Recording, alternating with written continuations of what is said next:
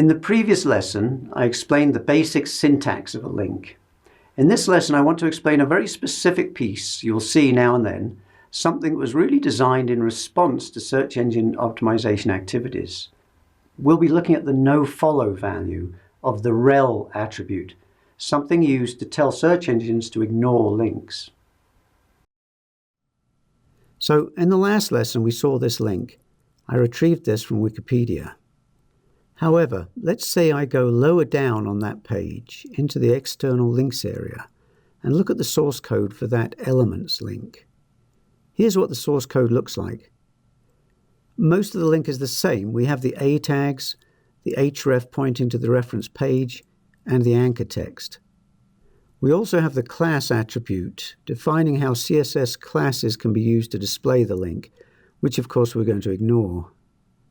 But there's another attribute, the rel equals nofollow attribute. What's that all about?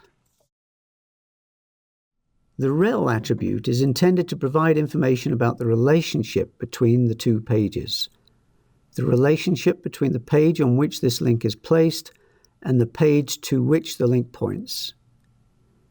As you can see from the HTML5 documentation, there are various values for the rel attribute for various purposes, most of which we're going to ignore. The one we care about is the nofollow value. This value tells search engines that the person placing this link doesn't endorse the link to document.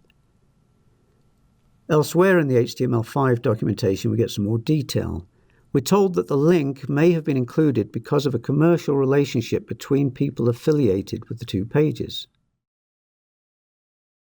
Here's how this came about. A few years ago, the world's blogs were being polluted with what came to be known as blog spam. Garbage like this.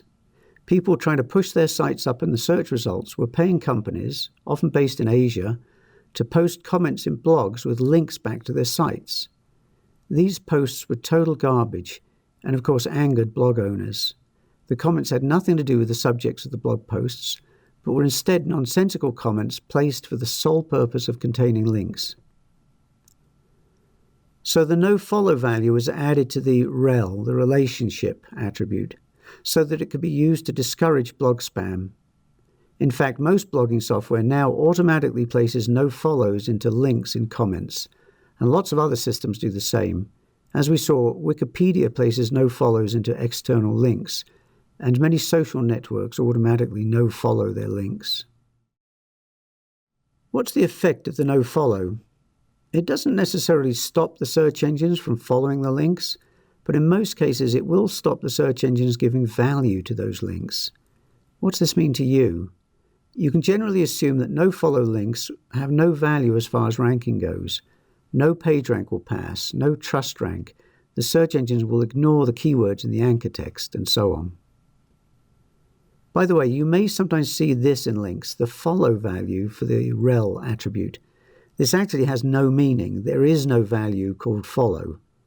The absence of a nofollow value is the same as telling the search engines to follow the links. So there really is no value called follow in the HTML specification.